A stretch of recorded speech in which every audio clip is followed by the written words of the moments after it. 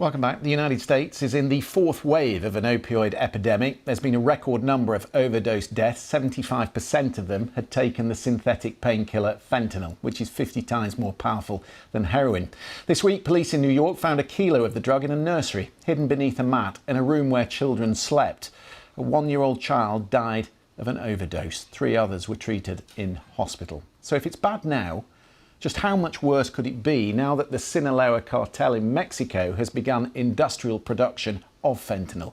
Newspapers in Mexico say the authorities have already seized 33 pill press machines in 21 different manufacturing centres, and they've recovered nearly 4 million fentanyl tablets. So let's speak to Dr. Leah Croll. She's a clinical neurology professor at Lewis Katz School of Medicine, Temple University, and also with us, Steve Filson, Treasurer of the Victims of Illicit Drugs. That's an organisation dedicated to educating parents and children about the dangers of drug use. Steve, let me start with you.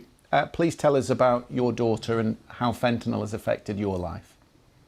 Oh, thank you for having me. Jessica was 29 years old when on January 22nd of 2020, she was found dead inside of her residence, along with her boyfriend by my wife, Cherie. Sadly, we found out that they elected to celebrate Nicholas's upcoming birthday by ordering some cocaine.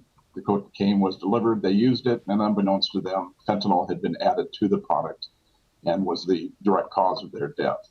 But for fentanyl, they would still be here, and we would have been able to take care of the problem, hopefully. But fentanyl robbed us of that opportunity. How common is that in your experience, Steve, that drugs are mixed, that fentanyl, which of course is there are precursors for fentanyl. Are they slipped into other drugs so that people who take them don't know actually what they're taking? Well, it's overwhelmingly common in the distribution of fentanyl, the illicit fentanyl product in this country and other places throughout the world. They're adding it to recreational drugs such as cocaine, methamphetamine. As a matter of fact, cocaine and methamphetamine are the highest percentage of illicit drug deaths involving fentanyl in our country. They're also adding it in this country to counterfeit pills, as you discussed at the beginning of the program. Oxycontin, Adderall, Xanax, common pharmaceutical medicines that are prescribed are counterfeited. They're made to look exactly like the legitimate pharmaceutical pill. However, they're not. They contain nothing but a base filler and fentanyl.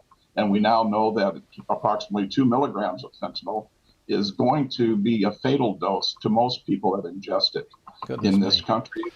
Well, and the scary part about it is the DEA has handed out statistics here within the last year that 6 out of 10 pills that are being distributed on the street or through social media have that 2 milligram fatal dose. 6 out of 10. We call it pill roulette, and that's exactly what it is. And Leah, I mean, when you look at the state of drug use at the moment in the United States, as I said at the top, this is the fourth opioid wave. Lots of people who are already taking prescribed opioid drugs. So is there very sadly, is there a willing customer base for this kind of drug, however scary it might be?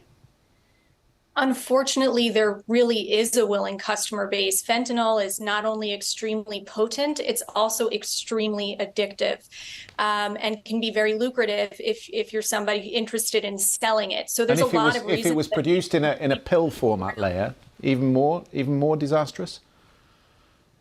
Well, there's a few things we worry about with the pills. The pill roulette phenomenon that you were talking about is certainly the chief concern, that you really don't know how much fentanyl is in each pill, and you potentially could be getting a lethal dose of it.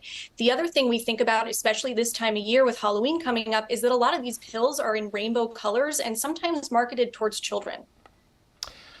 Leah and Steve, we're going to have to leave it there. We are just out of time. We've been squeezed so much by events in Washington this evening, but it's a story we keep coming back to. And I hope you'll join us on the programme in the future to talk about it, because it's certainly a very worrying prospect, and a problem that's now coming here to the United Kingdom as well, because drug use in Scotland, fentanyl use in Scotland is very much on the rise.